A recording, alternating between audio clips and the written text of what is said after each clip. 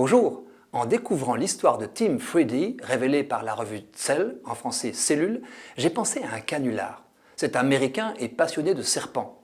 La phobie des reptiles a en effet son pendant, la fascination, y compris pour les espèces dangereuses. Mais jusqu'à quel point aimons-nous flirter avec le danger? Accrochez-vous, comme le dirait un serpent. Figurez-vous que Tim Freddy a choisi de se faire mordre par ces serpents d'élevage.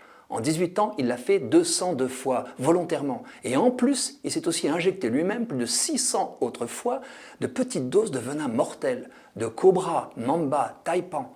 Au total, 16 espèces parmi les plus venimeuses. Objectif du forcené, forcer son système immunitaire à produire des anticorps. Plusieurs fois, l'insensé a frôlé la mort. Il a enflé et tombé dans le coma. Mais en résistant, il s'est progressivement immunisé. À prise de risque extrême, résultat inédit. La presse ayant signalé l'hurluberlu, un chercheur l'a contacté. L'immunologiste Jacob Glanville rêvait d'analyser le sang de Tim Freddy.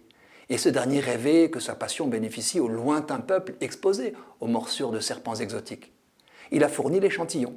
Des années plus tard, les résultats se profilent. Le sang de Tim recèle une bibliothèque d'anticorps unique.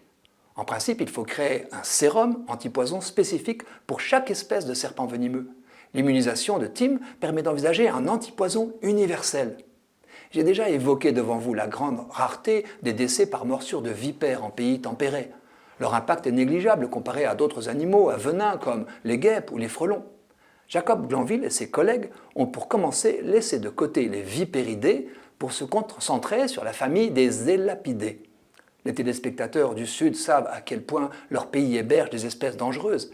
Les morsures de serpents causent 140 000 morts par an, mais aussi des handicaps, des amputations. Pour élaborer un sérum contre 19 serpents très venimeux, Jacob Glanville et ses associés de l'Université de Columbia ont combiné 2 molécules du sang de Tim avec une autre déjà connue qui inhibe une enzyme présente dans 95% des morsures de serpents.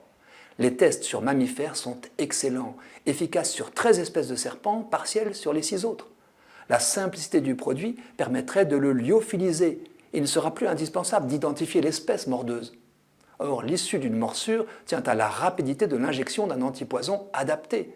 Il faut donc en disposer à proximité de la victime. J'ai parlé de Tim Freddy comme d'un fêlé. Il ne s'agit surtout pas d'inciter quiconque à l'imiter. Mais reconnaissons que l'humanité s'est développée par la sagesse, mais également à coups de folie. Comme Tim, elle s'acharne à repousser les limites. De même que des naufragés volontaires ont fait progresser la conception du matériel de sauvetage, un mordu de serpent révolutionne l'immunologie.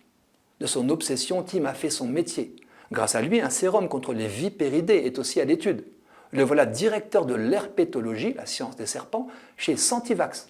Pour tous ceux que ces anticorps pourraient sauver, c'est une bonne nouvelle.